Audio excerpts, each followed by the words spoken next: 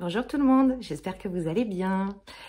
Suite à une story Instagram que j'ai faite récemment, j'ai reçu pas mal de messages privés qui me posaient tous la même question. Donc j'ai décidé de faire une petite vidéo pour y répondre. Ça pourra éventuellement vous servir si vous décidez de créer un talisman runique ou un jeu de runes.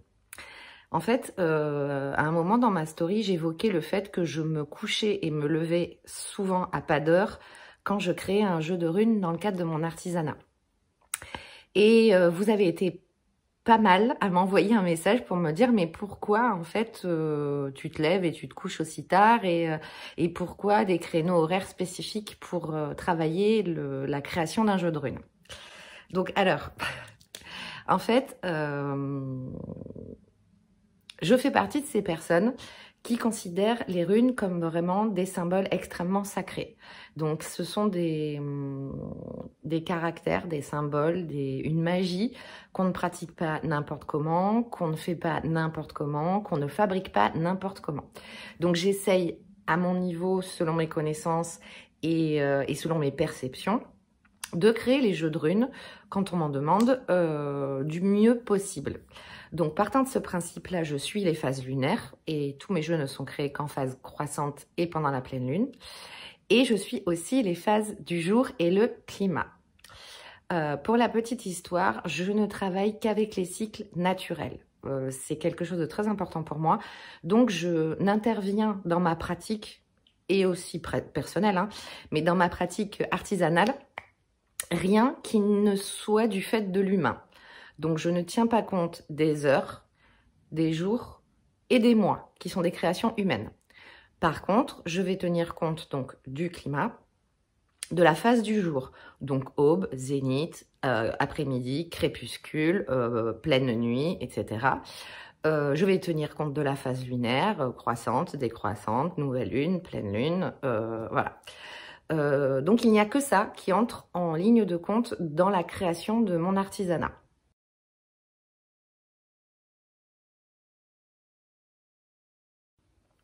Concernant les runes, si vous connaissez peu ou mal les runes, toutes les runes sont liées à un concept naturel, donc la Terre, le monde, les cycles et aussi les éléments. Donc ce sont des symboles qui sont intrinsèquement liés à un élément de la nature, à un concept naturel, à un concept de cycle, jusqu'au concept de cycle du mouvement. Donc il y a vraiment tout ça qui intervient dans la symbolique de chaque rune.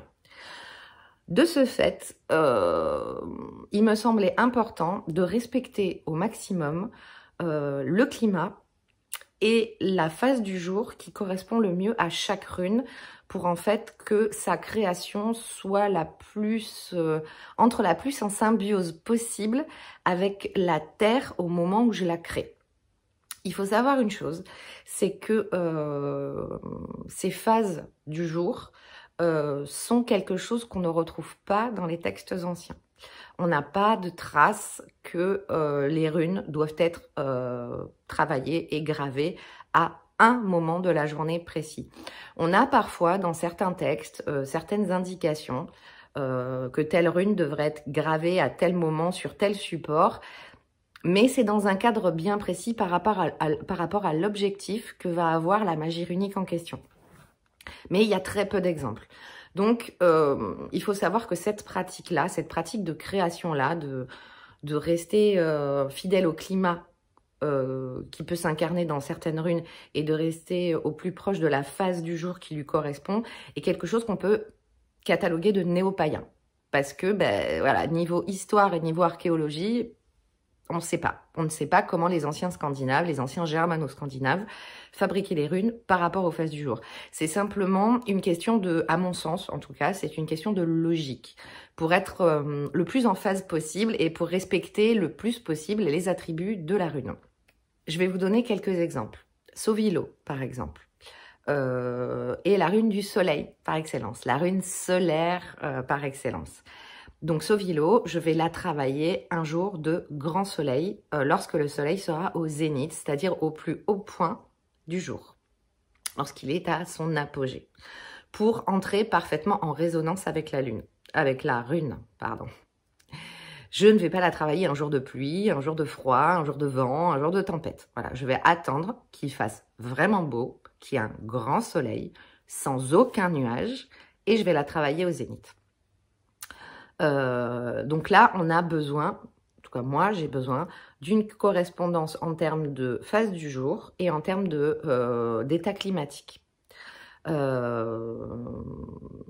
Maintenant, pour une rune qui a peut-être plus, où il y a plus d'importance pour la phase du jour que pour la phase climatique, je vais vous prendre comme exemple Dagaz. Donc Dagaz qui est la rune du jour. La rune du jour au moment de l'aube. Donc c'est précis, c'est-à-dire c'est pas n'importe quand dans la journée, c'est pas le jour l'après-midi, c'est le jour au niveau de l'aube.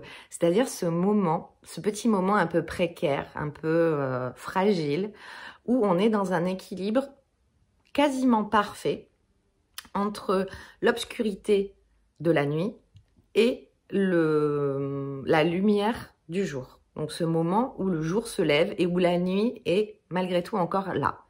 Mais avec une victoire, quoi qu'il arrive, du jour, de la lumière sur l'obscurité, puisque Dagaz est la rune du jour. Donc la rune de l'aube, et l'aube se solde toujours par la victoire de la lumière sur les ténèbres, contrairement au crépuscule. Donc Dagaz, eh ben, je vais la travailler à l'aube. Donc quand c'est en hiver, c'est un peu plus simple pour moi parce que du coup les jours sont plus courts, donc je peux me lever un peu plus tard. Mais quand c'est en été ou au printemps, des fois ça implique que je me lève à 4h30, 5h du matin pour être prête au moment où l'aube va être dans cet équilibre précaire, équilibre qui ne dure pas longtemps, donc il ne faut pas rater le coche. Alors ça c'est quelque chose aussi de très personnel, mais comme Dagaz symbolise le jour, je vais plutôt aussi préférer un jour où il va faire beau. Je vais éviter un jour sombre, je vais éviter un jour de pluie. Parce qu'on est quand même sur le concept de la victoire de la lumière sur les ténèbres. Donc je vais plutôt choisir un jour lumineux. Et pour vous donner un exemple uniquement climatique, je vais vous citer Isa. Donc Isa qui est la rune de la glace. Isa, je ne vais pas la travailler un jour de canicule en plein mois de juillet où on va se taper du 30 degrés avec grand soleil. C'est antinomique par rapport aux attributs et à la nature de la rune. Donc je vais choisir un jour de préférence où il va vraiment faire froid ou alors un jour qui est en dessous des normales de température saisonnière. Parce que en tant qu'artisan, j'ai évidemment des contraintes liées au moment où on me commande un jeu de runes. Tous mes clients sont avertis, c'est très clairement expliqué sur tous les jeux de runes sur mesure, sur commande que je propose avec les différents bois et les différentes formes en galets de bois ou en branches. Un jeu peut me prendre entre 1 et 3 mois à faire, c'est clairement indiqué. Et ce temps-là est mis, alors évidemment il y a les contraintes de carnet de commandes, si j'ai beaucoup de commandes à ce moment-là, forcément ça allonge le temps de création parce que je n'aime pas et je ne veux pas créer trop de jeux de runes en même temps, c'est pas de la chaîne, c'est pas de l'usine, donc je ne crée jamais trop de jeux de runes en même temps parce que je suis contre, tout simplement, ça me va pas, ça me convient pas. Et il y a aussi la contrainte donc de la saison dans laquelle je me trouve. Mais je ne peux pas non plus dire à mes clients, écoutez, là vous commandez votre jeu de runes en mai-juin. Pour Isa, ça va être compliqué, il va falloir attendre novembre-décembre. Non, je peux pas dire ça, voilà, parce que j'ai aussi des contraintes commerciales en tant qu'artisan. Mais à côté de ça, il est primordial pour moi de faire les choses correctement. Donc, j'opte pour un compromis. Je fais un compromis avec la rune. Isa, ma chérie, s'il te plaît, sois sympa. Non. En fait, je vais attendre. Alors, je vérifie la météo, je regarde la météo marine des fois. Enfin, je suis très pro de la météo, en essayant de trouver celle qui va tomber le plus juste. Je vais attendre le jour qui va être en dessous des normales de saison, par exemple, pour rester sur Isa. Par exemple, vous voyez, il y a 2 semaines. Alors, le problème, là aussi, c'est qu'il faut qu'on soit aussi dans la bonne phase lunaire. Voilà, d'où le fait que ça puisse prendre 3 mois. Parce qu'il faut qu'on soit dans la bonne phase lunaire, parce que je ne travaille pas les runes en phase décroissante ni en nouvelle lune. Donc, il faut qu'on soit dans la bonne phase lunaire. Et il faut qu'il y ait le bon climat. Donc, pour Isa, c'est un peu compliqué. Parce qu'il faut allier ces 2 choses-là. Et c'est pas forcément évident selon selon la période et la saison dans laquelle on se trouve.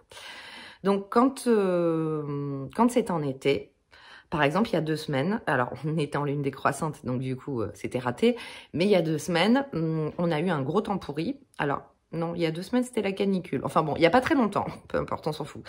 On a eu un bon gros temps pourri et on avait des températures en dessous des normales de saison. Donc, j'aurais pu, si la phase de la lune était OK, j'aurais pu travailler Isa ce jour-là. Certes, ça n'est pas un jour de froid. Ça n'est pas un jour de neige. De toute façon, il n'y a jamais de neige chez moi, donc comme ça, c'est réglé. Mais ça n'était pas un jour de grand froid, comme on peut en retrouver en décembre, janvier, février. Mais c'est un jour qui est en dessous des températures normales de saison. Donc, en termes de saison, de climat, de cycle naturel, ça n'est pas un jour normal, entre guillemets, par rapport au climat, par rapport à la saison dans laquelle on est. Donc, je vais privilégier ce jour-là pour travailler Isa. Donc voilà pourquoi est-ce que à certains moments je me couche très tard, je me lève très tôt et j'ai des horaires très compliqués et très fastidieux quand je crée un jeu de runes ou un talisman runique. Parce que je suis très attachée à respecter au maximum ce qui convient aux attributs et à l'essence profonde de chaque rune. Donc c'est fastidieux, c'est compliqué et c'est contraignant. Voilà pourquoi est-ce que je travaille avec les phases du jour et le climat. Maintenant, les correspondances que j'ai faites en termes de phase du jour et de climat sont des correspondances totalement personnelles. Comme je vous l'ai expliqué, on n'a pas du tout de traces de ce genre de pratique dans les anciens textes et en archéologie. Donc, j'ai fait selon mon propre ressenti et ma connaissance des runes. Je pense que d'un artisan à l'autre ou d'un pratiquant runique à un autre, ces correspondances doivent différer parce qu'on n'a pas forcément tous la même perception des choses. Après, de feeling, j'aurais tendance à dire que pour certaines runes, je pense qu'on doit quand même tous être d'accord. Je vais reprendre Isa, c'est la rune de la glace. Donc là, je vois pas, bon, je pense que personne ne conviendrait que le meilleur moment pour travailler Isa, c'est quand c'est la canicule et qu'il fait grand soleil, parce que c'est antinomique avec la rune, c'est son contraire total et absolu. Tout comme pour Sowilo, je pense que personne ne partira du principe que c'est une rune qu'il faut travailler quand il pleut. Bon. Après, pour d'autres runes, on peut pas forcément être sur la même longueur d'onde. Et on peut avoir des avis et des visions différentes des choses. Par exemple, qu'est-ce que je peux vous citer comme exemple? Ansuz, qui est la rune que l'on attribue généralement à Odin, qui est la rune du verbe, de la voix, de la communication, mais aussi de tout ce qui est pratique chamanique. Une rune qui implique une forte notion de destinée et de connaissance, de savoir par la pratique. Ansuz n'a techniquement dans ses attributs aucun lien, ni avec une phase du jour, ni avec un élément. Donc c'est à l'appréciation de chacun, selon ses connaissances, selon ses perceptions, de travailler Ansuz, de la fabriquer au moment du jour et au climat éventuellement, qui va le plus lui parler. Donc ça, c'est vraiment très personnel au final. Donc moi, j'ai mes correspondances à moi, que j'ai travaillées, que j'ai étudiées et qui sont les miennes. Mais toutes mes correspondances ne trouveront pas un écho chez d'autres personnes. Voilà, donc c'est quelque chose de vraiment personnel. Donc voilà pour la petite explication du pourquoi des fois je me lève à pas d'heure et je me couche à pas d'heure pour fabriquer mes runes. Je vous souhaite une bonne journée et je vous dis à bientôt.